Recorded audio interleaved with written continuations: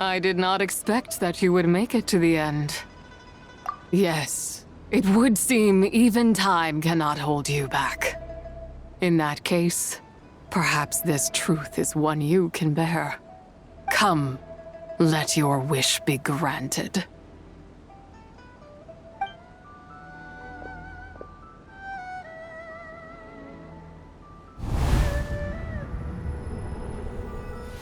Under moon eternal, in radiant night, a maiden grants silk, soft and light. Under moon iridescent, in night divine, a maiden grants fiber, for cloth so fine. Under moon of the frost, in night so great, a maiden grants tools to divine our fate. What are Mom and Dad doing? Shh, just make a wish. The kind Adeptus on the moon is listening.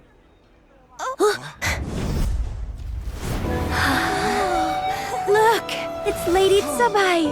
Wow, Lady Tsubai? Is she powerful? Of course.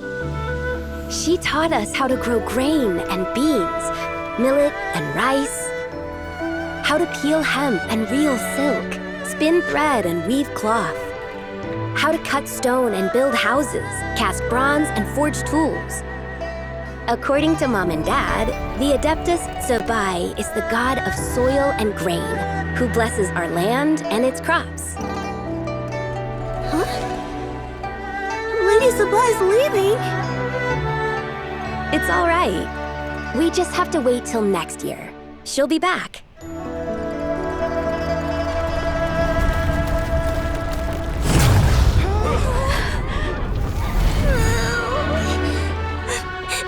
Mom and Dad are gone.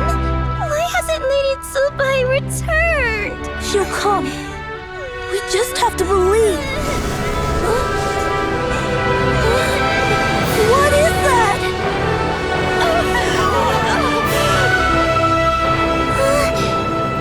Lady Tsubai abandoned us. All places tainted by the abyss need to be purified.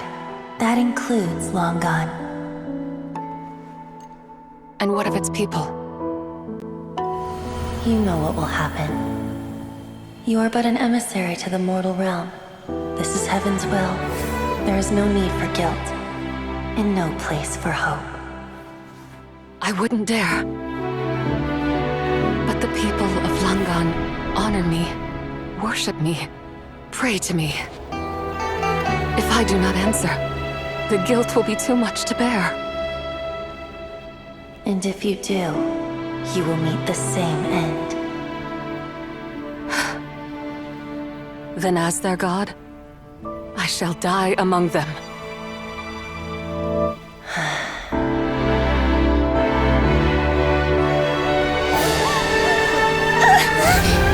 Look! Lady Tsubai came to save us! I knew she wouldn't abandon us. Run!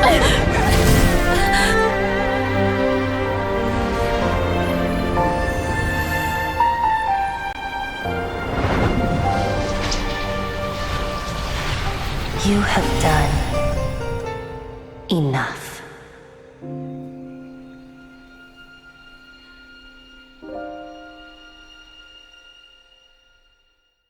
Now you know the truth. These are the memories that suffocate me where I stand and crush me under their weight. Not just my nation, but the people I loved. Were it within my power, I would ignite a blaze fierce enough to burn a hole through the heavens themselves. It was a time of war, one that ravaged heaven and earth. Remnants of the battles tainted with cursed power fell from on high and devastated Langan. The heavens decreed that the tainted filth had to be cleansed. No matter the cost, if I just had more time, I could have helped more people to escape. But it wasn't enough! I just needed a bit more, and they all could have survived.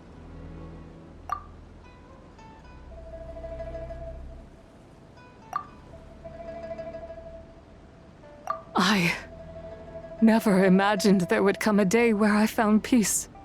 So long this rage has been within me. Yet here in this moment, it has stilled at last. Thank you. If you wish to bring Tsubai back to life, mortal, then you may take the part of her soul that lives in me. Just remember, from this moment onward, the fate of Langan's fallen rests on your shoulders. And that, as I said before, I am but a remnant of Tsubai's adeptal form, a manifestation of her wrath that was not meant to linger in this world. By taking away this fragment of her soul, you take away my shackles as well. So, let it be done. Ah, it's your turn to grant one of my wishes, is it? Very well. In regard to my fate, and that of Langan's fallen, I know there is little I can demand of you. However, should another raise a war banner against the heavens someday, let my name be set upon its cloth. I ask for this, and nothing more. Now, take what you came for. I was a lone moon, shrouded and dimmed in cloud-veiled night. Now darkness breaks, free and unburdened. I reclaim my light.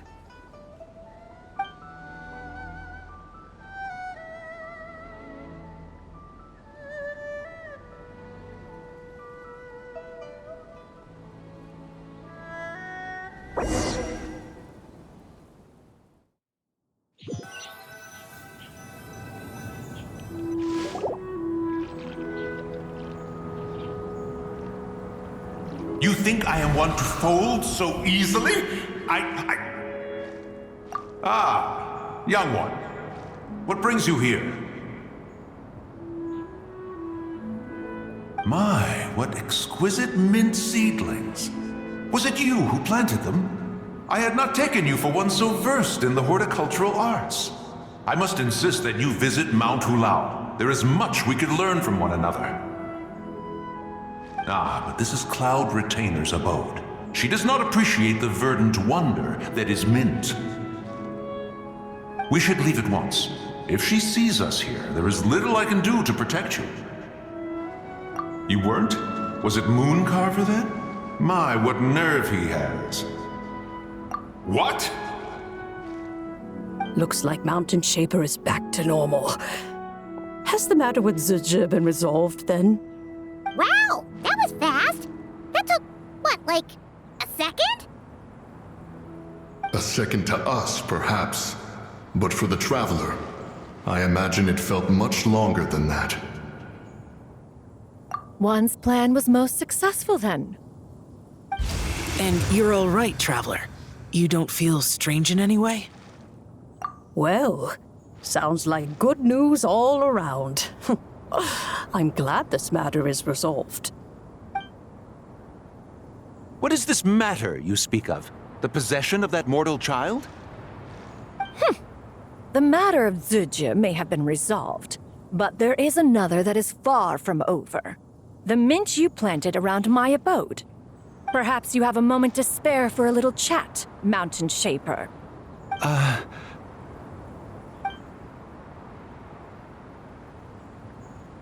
You seem reluctant to talk in detail about what happened with Zizhi.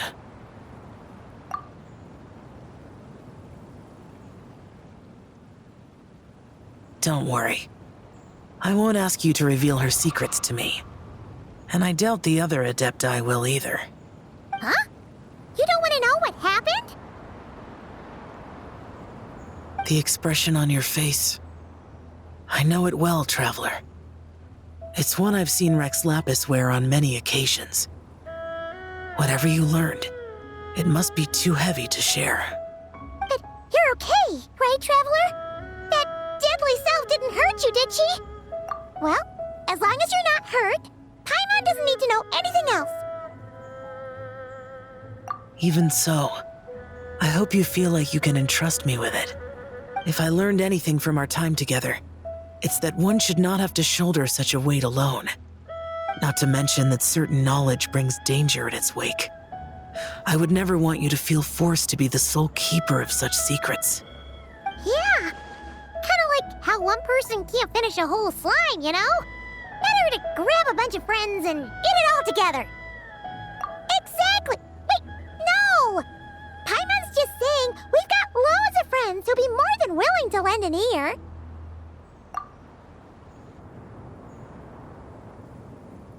I never knew there was such a tragic chapter in the ancient past of this land. So, the people of that nation worship the White Horse Adeptus as the god of soil and grain. It would seem, then, that Rex Lapis had a similar reason for withholding the details of his recent trip. I've often wondered if he had companions to stand by him before we met, or if he was forced to face things alone. Regardless, Lantern Rite takes place in 2 days. Let's meet back up again there. If there's no news of Rex Lapis by then, we'll have to come up with a plan. Fingers crossed it all goes well.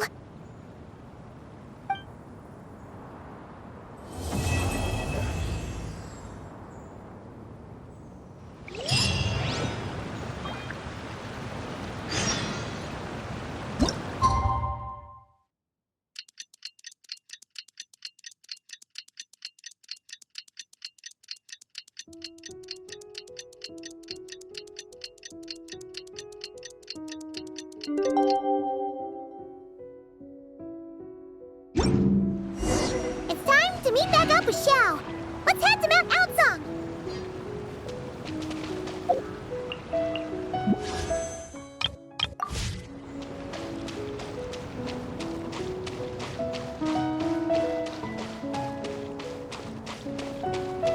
Let's fly.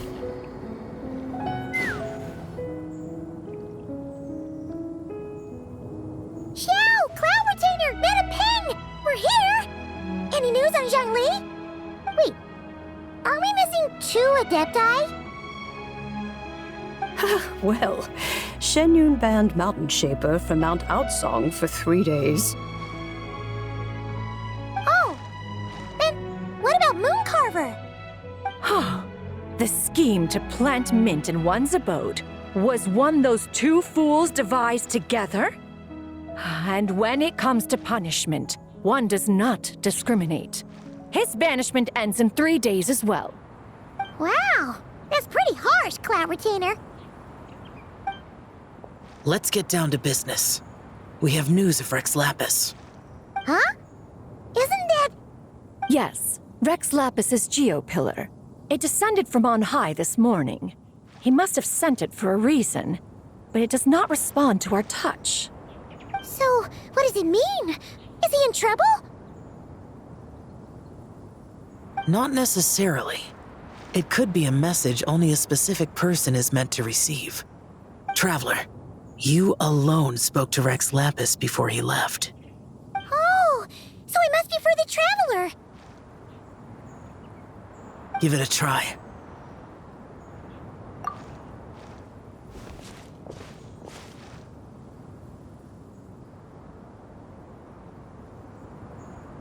Come to the spring on Mount Qingse. I have left an entrance for you.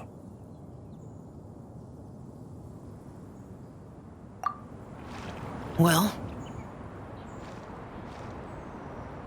Just as one surmised, it seems that Rex Lapis will not countenance our involvement in this matter. That would not surprise me in the slightest. He's always had a soft spot for the Traveler, after all. But be that as it may, we have served Rex Lapis for millennia now. In other words, I'm sure this has nothing to do with favoritism. He's probably just trying to protect us. That's right. So you mustn't let your guard down, even if Rex Lapis is by your side. All right, let's get going. We'll try not to keep you all waiting.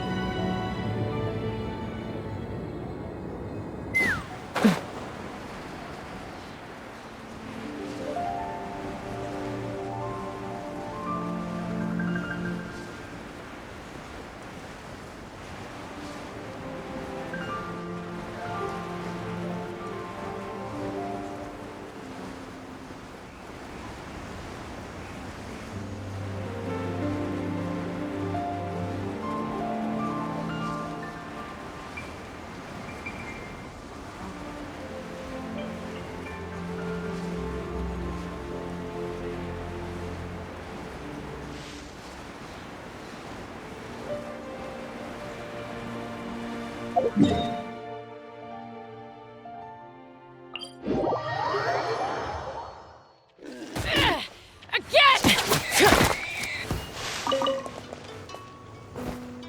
fly!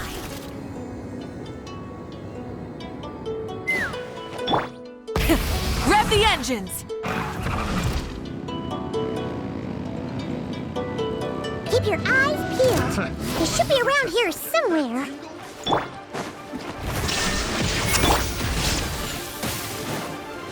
Rise with the sun! Hold the line!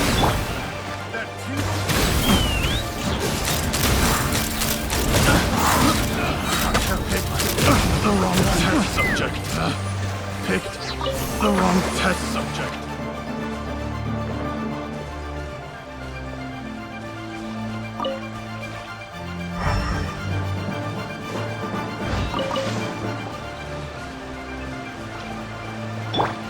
Try and stop me!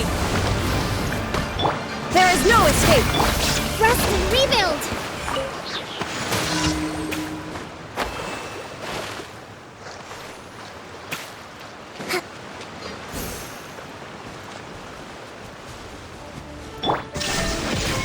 Burn it down!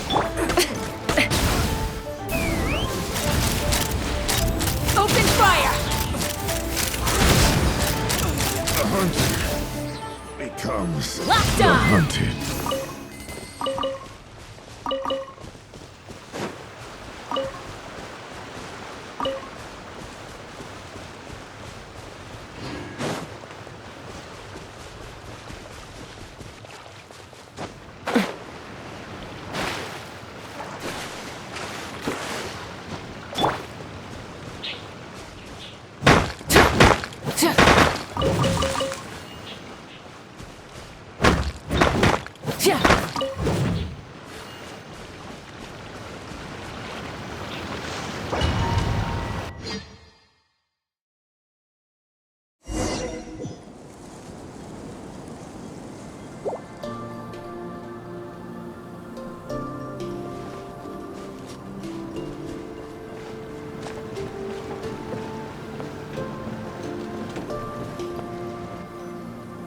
Who could have imagined that the once mighty Geo Archon might end up so, sitting on a humble stool in the woods, quietly weaving moon lanterns?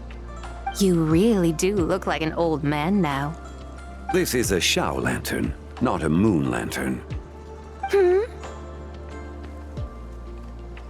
In ages past, when the gods waged war and the world was in turmoil, these lanterns were lit to guide fallen warriors back to their homes.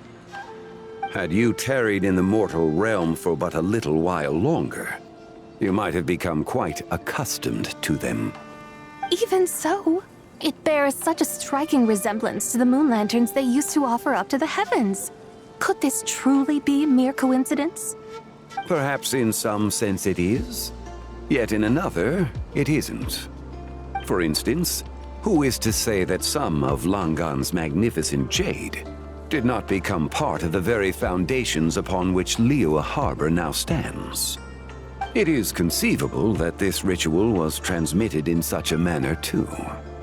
Now, let's not let ourselves get carried away. For all its splendor, do not forget that, in the end, even Langan could not escape its heaven-sent fate. Alas, it is just a pity that the little creatures of this world may never again lift their eyes to the moon, even should misfortune befall them.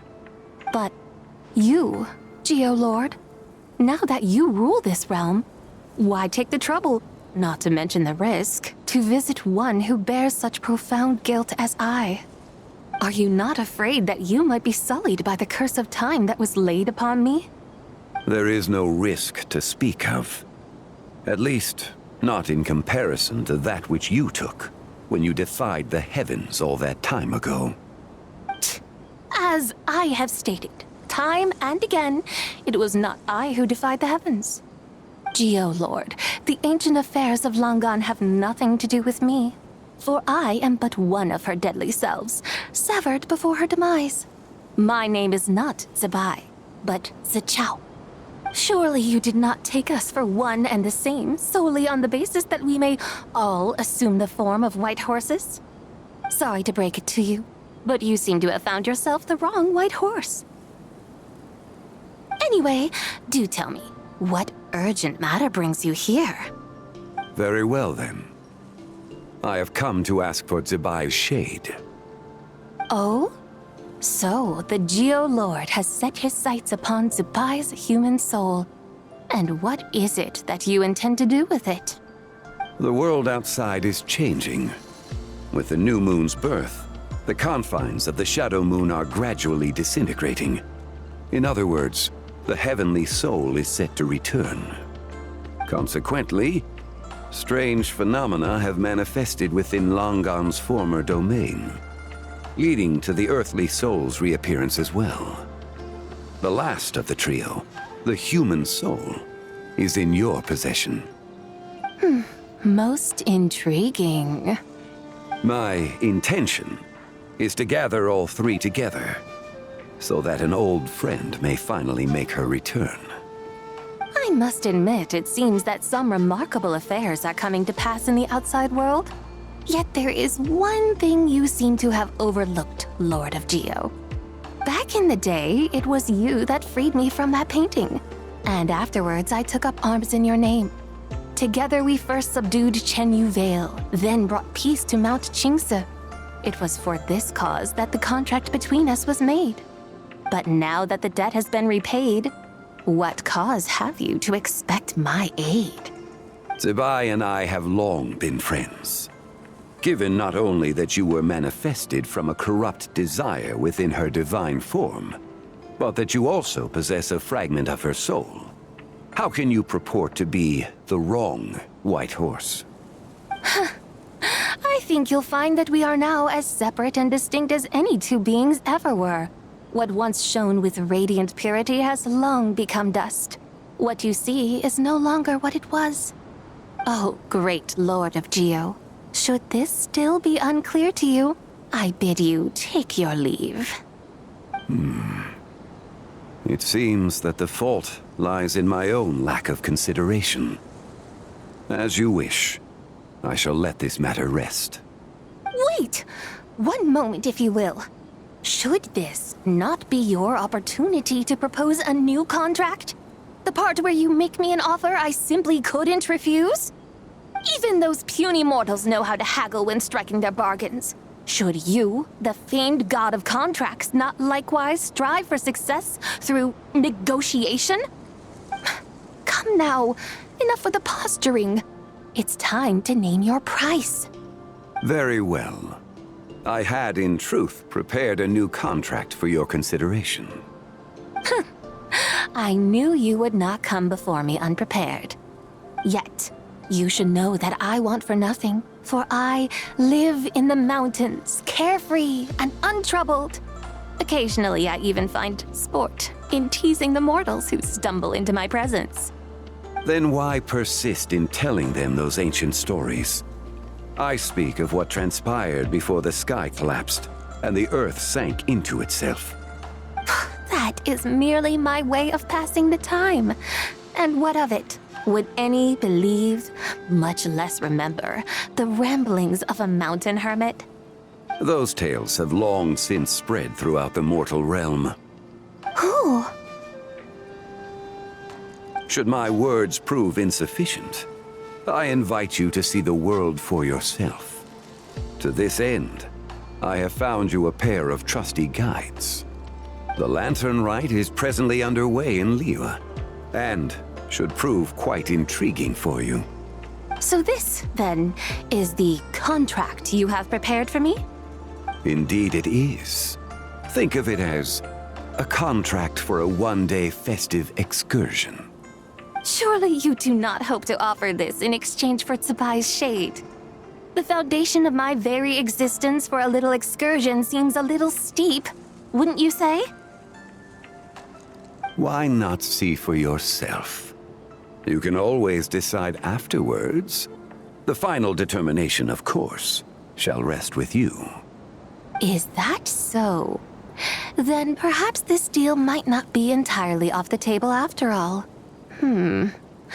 Where then are these guides of which you speak? Hey, it's Xiangli! Oh, coming? You're here.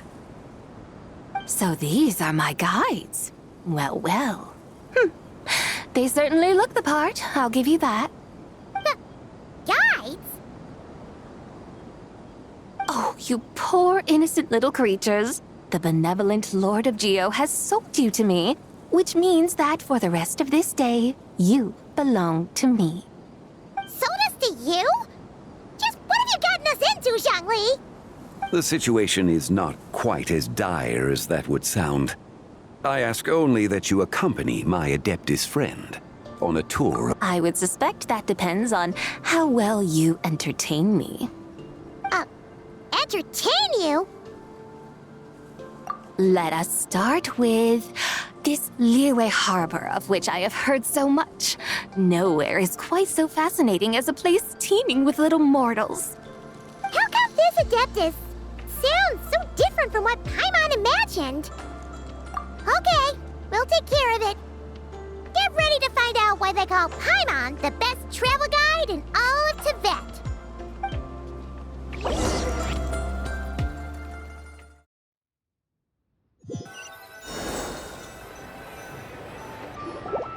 Look!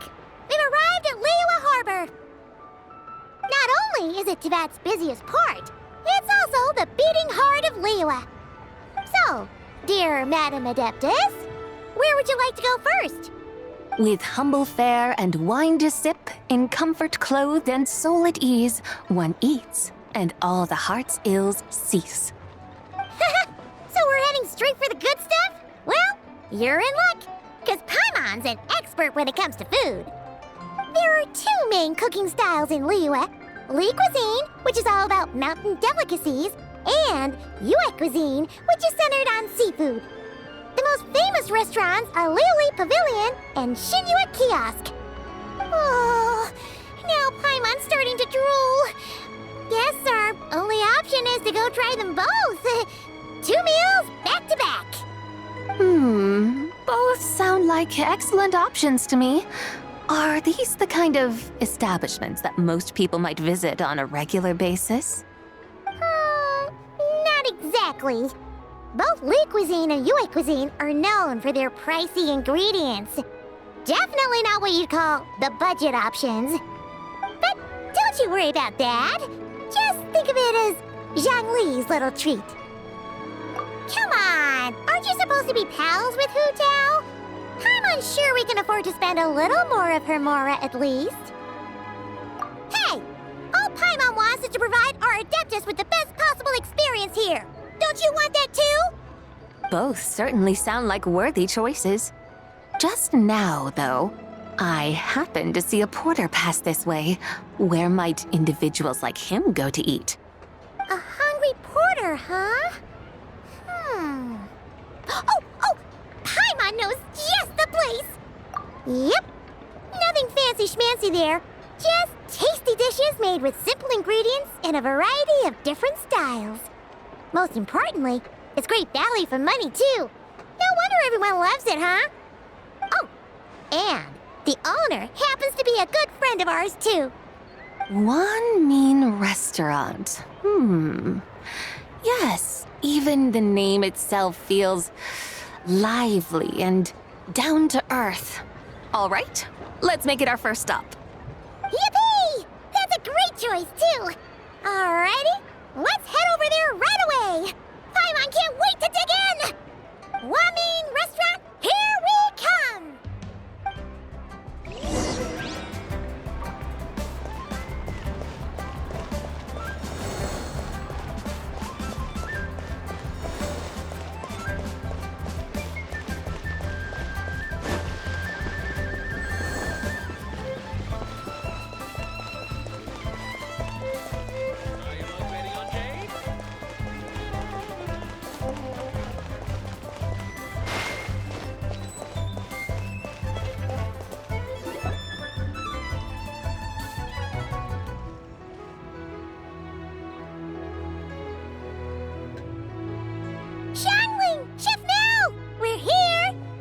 Oh, hello there. What a surprise to see you two. Welcome, welcome. Hey there, there, Traveler and Paimon. We're a little busy today, so grab a table while you still can. But I don't think I've met this lady before. Is she a new friend? You could say that. Oh, I see. Well, hey there. A friend of the Traveler's a friend of mine, too. Don't worry, we'll take good care of you. Just order whatever you want, it's on the house. By the way, I'm Zhangling. I cook here at Wanmin Restaurant. What's your name? Miss Xiangling, have you ever heard of the White Horse Adeptus? Of course. What about her? I am her, and she is me. Huh? You mean you're an Adeptus? Oh, you young'uns crack me up. Come on, Xiangling. You've got to keep up with the times. Haven't you heard of cosplay? It's like a role-playing game where you dress up as famous characters and pretend to be them. Seriously, it's all the rage, and it looks like this young lady is quite the expert. Your friends sure keep their fingers on the pulse, huh, Traveler? Wow, Dad. Didn't know you were so tuned in. But how come I haven't heard about it? You gotta listen to our customers. Didn't I tell you to spend less time chasing after wild vegetables and more time making friends? You're even more out of touch than I am. Hey, I like making friends too. Isn't that what I'm doing right now? Anyway, even if it is just a costume, is it alright if I still call you White Horse Adeptus? Of course it's all right, because that's exactly who I am. Okay. I can see you're really committed to the role. How about I call you the real White Horse Adeptus instead? In that case, you can call Paimon the real Traveler. Yeah, right. You could have at least switched outfits. Puny mortals. Nevertheless, I suppose it might be amusing to indulge in your little charade for a while at least. All right, go grab yourselves a table. I'll come take your order in a bit.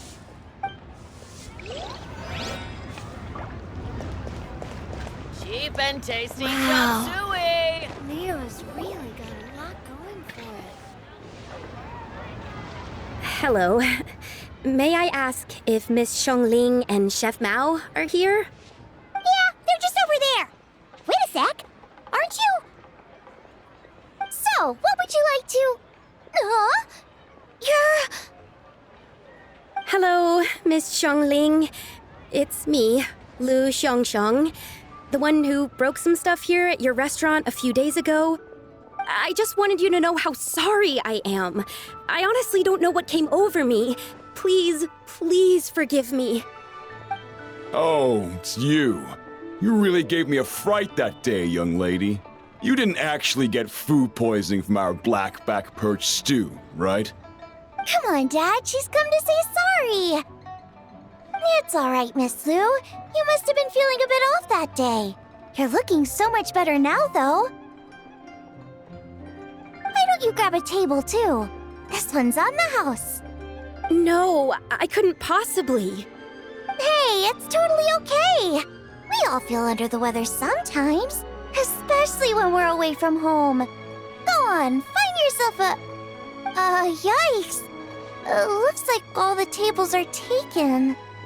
Wanna come sit with us? We've got an extra seat over here. Thanks, guys. So what would you like to eat today? Feel free to order anything you like. I should very much like to sample your renowned poisonous blackback perch stew. It wasn't poisoned. That was all on me.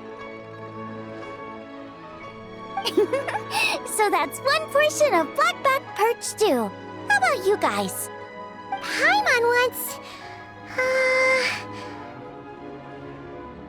Sure thing! Looks like Paimon's having trouble making up her mind.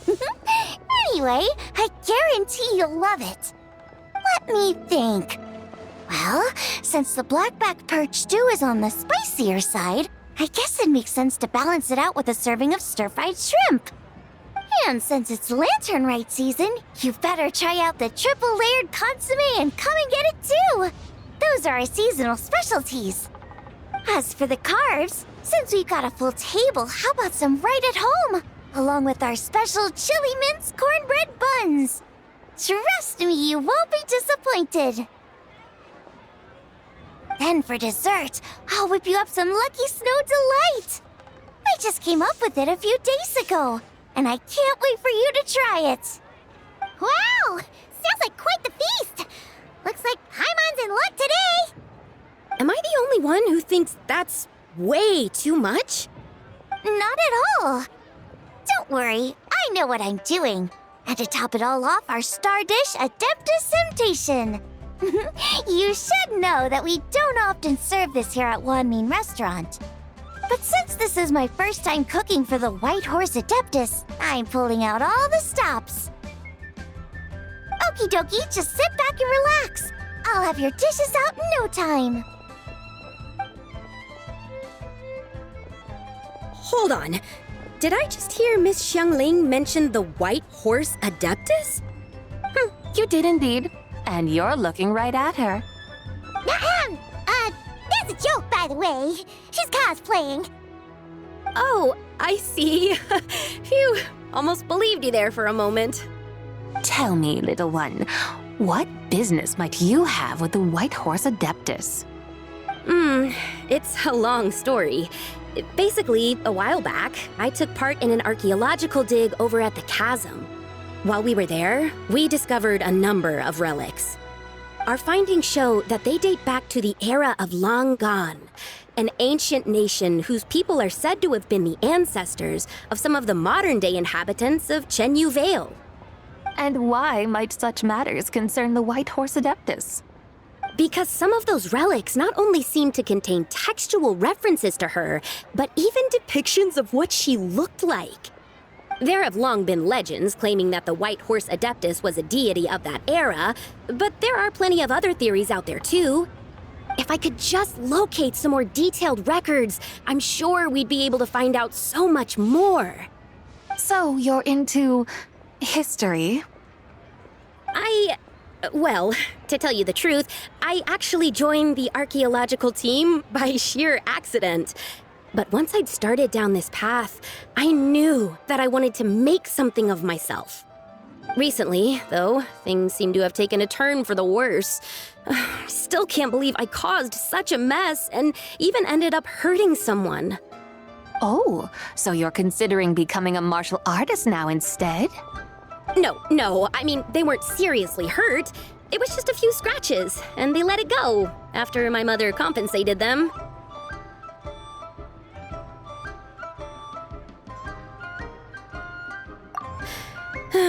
Either way, my career is pretty much over.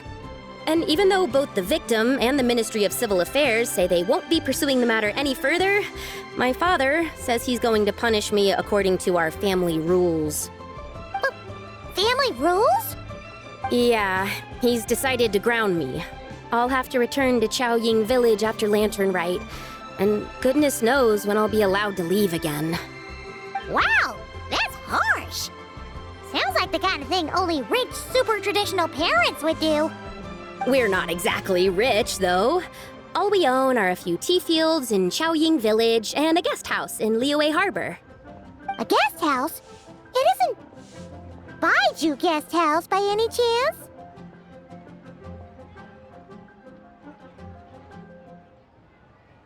Yep, he's my grandfather. So you've heard of the guest house before? Small world, huh? Come to think of it, didn't Boss Lu mention something about hoping that the White Horse Adeptus would show up and let her divine power be known? Sure, but Paimon's guessing this wasn't exactly what he had in mind. Little one, it sounds to me that your family is rather well off after all. What then drew you to archaeology? Why subject yourself to such unnecessary hardships? Even if I stayed at home, there's no guarantee I'd lead a nice, easy life. Just look at my father. Recently, my grandfather put him in charge of the guest house, and he came up with a bunch of ideas right away, starting with changing its name. That didn't turn out well, though. My grandfather yelled at him for days, even calling him a bad son, and they still haven't let it go. Oh! Paimon thinks we might have heard about that too. Long story short, being dependent on others is never fun. You just end up being completely under their thumb. That's why I want to make it on my own out here, no matter how hard it is. After all, as the saying goes, to rise above others, one must endure the hardest of hardships. What's so funny about that? You poor, innocent little creatures never fail to amuse me. To think you would endure all manner of hardships in your brief time on this mortal plane, and all that merely to rise above others. I would have thought that the wiser path would be to simply roam this world as I do. Huh? Tell me, what is it that you truly delight in? Archaeology? Martial arts? Tea planting? Or perhaps the keeping of a guest house? What I delight in? Yes! Surely there must be something you don't find quite so exhausting. Whatever delights you should not feel like a burden. But do things like that really exist? Of course! Take Miss Xiangling, for instance. I defy you to detect even a hint of hardship on her face when she wields her walking spatula. So, since it seems you are resolved to tread the rocky path, you should strive with all your might to pursue that which brings you delight. You mean, like cosplay? I suppose you might say that.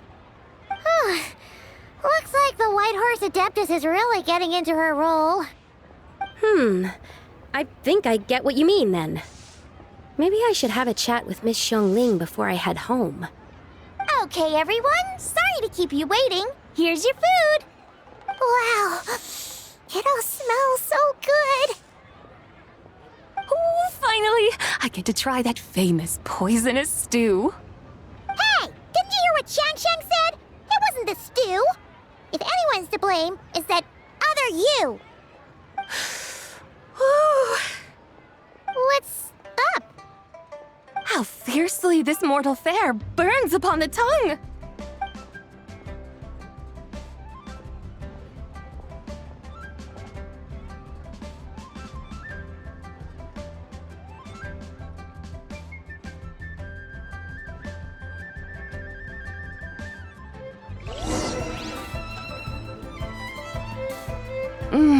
Most satisfying as poisonous stews go. So, where to now? Time, I think, to seek out some diversion? Oh, there's plenty of entertainment options in Liyue. Paimon will tell you that. The locals like to drink tea, walk their pets, play chess, watch operas, attend storytelling performances. Storytelling performances? You know, like listening to people telling stories. They're usually based on old Liyue legends, just like their operas. Stuff like The Divine Damsel of Devastation, Through the Eyes of a Dragon, or The Sanctification of Tao Do. What about the story of the bright moon that sits in the sky above us? Paimon doesn't think she's heard that one.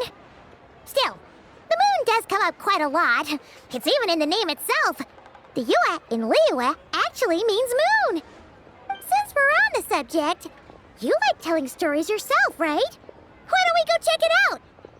In that case, I'll have to trouble the two of you to lead the way. Awesome! Let's go! Third round knockout, here we come!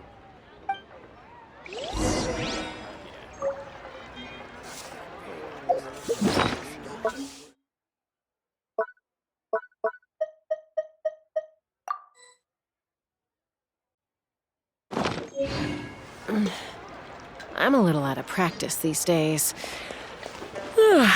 Any conflicts around?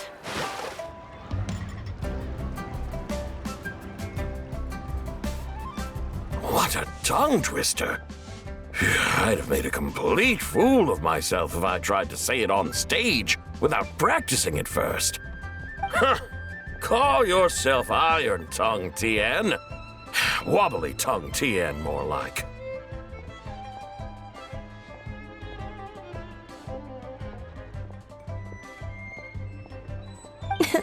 I used to have that problem a lot.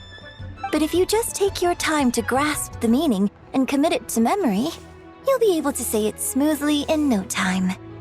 You're right, Miss Yoon. I'll give it another try. Hey, Yunchin! Fancy seeing you here! What are you two talking about?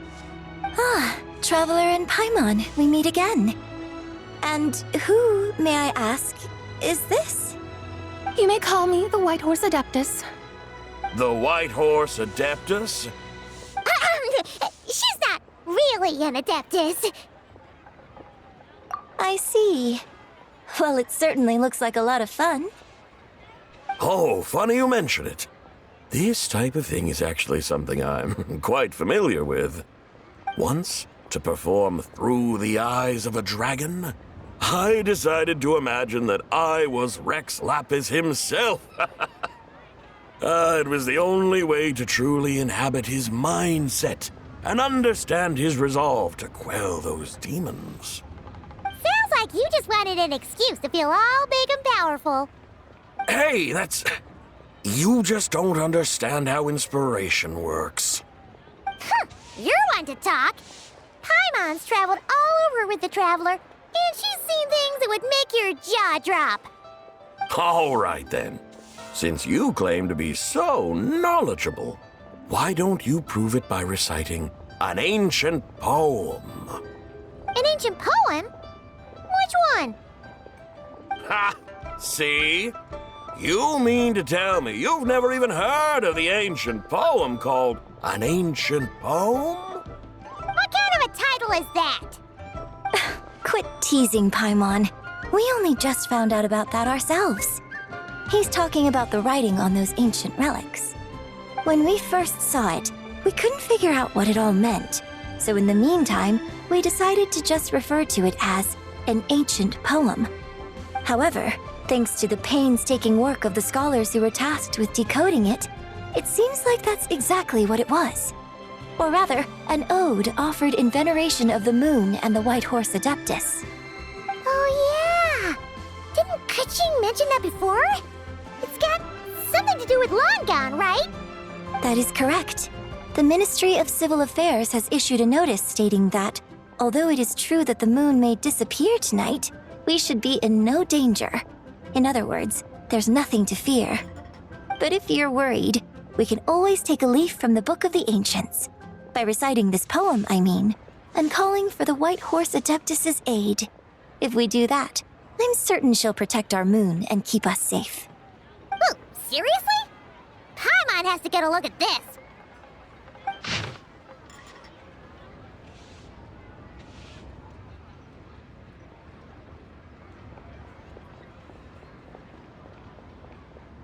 Under moon eternal, in radiant night, a maiden grants silk, soft and light? What in Tivat's that supposed to mean? Under moon iridescent, in night divine, blah blah blah, something cloth so fine. Something about fields being plowed, something else about seeds being sown from the earth. Seriously? What is this? The fields are plowed, the seeds are sown, and from the earth, life is grown. Whoa!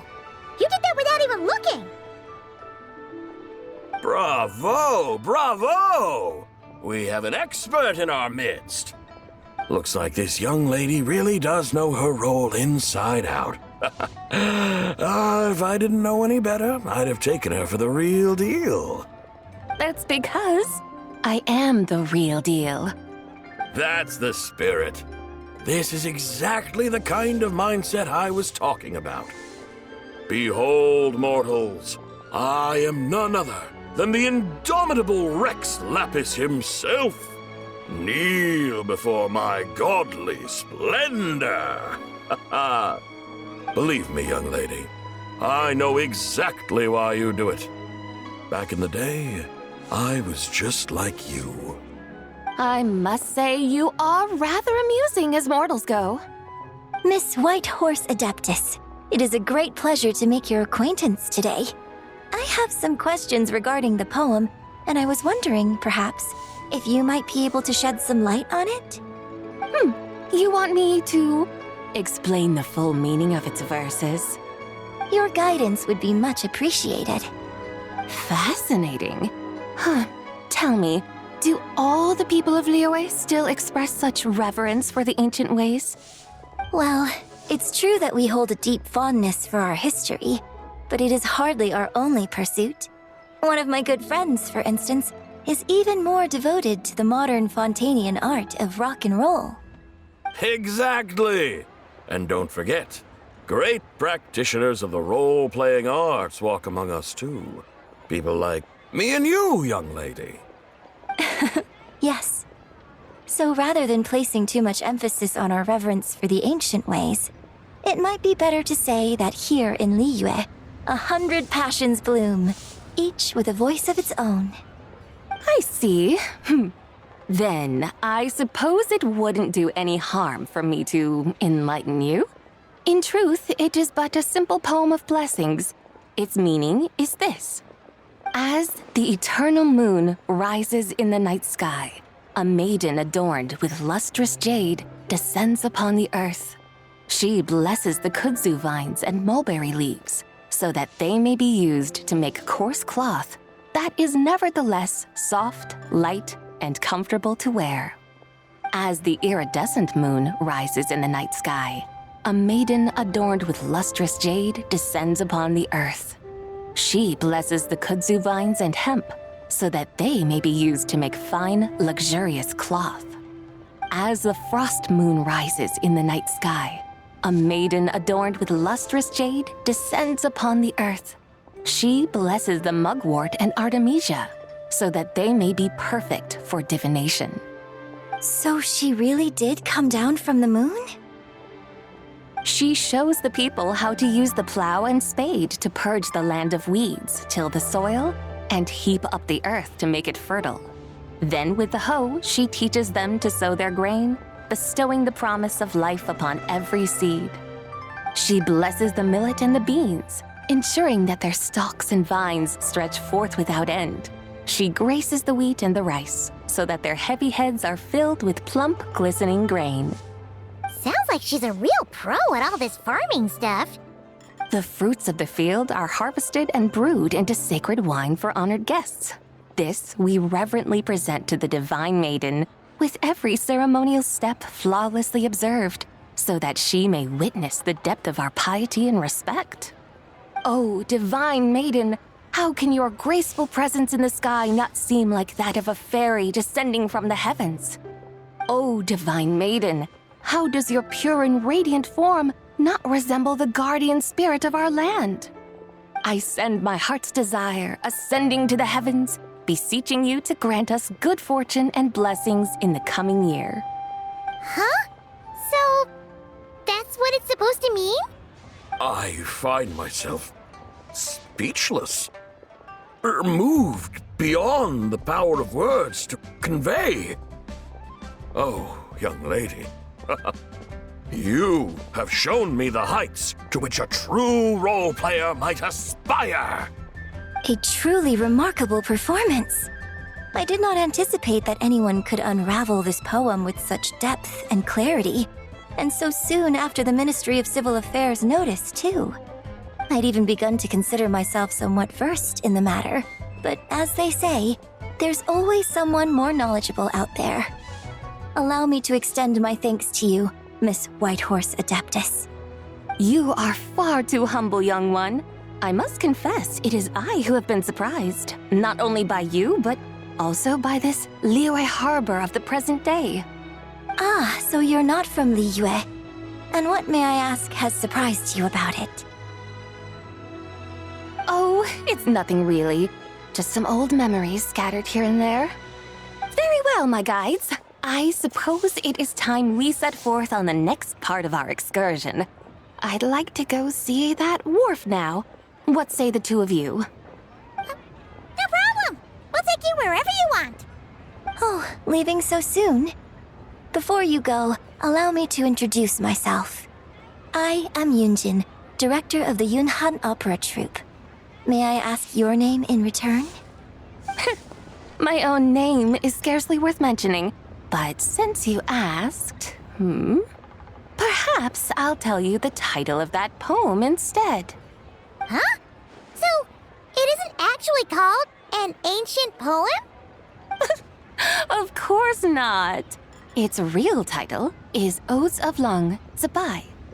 Odes of Long Zabai. All right then, until we meet again.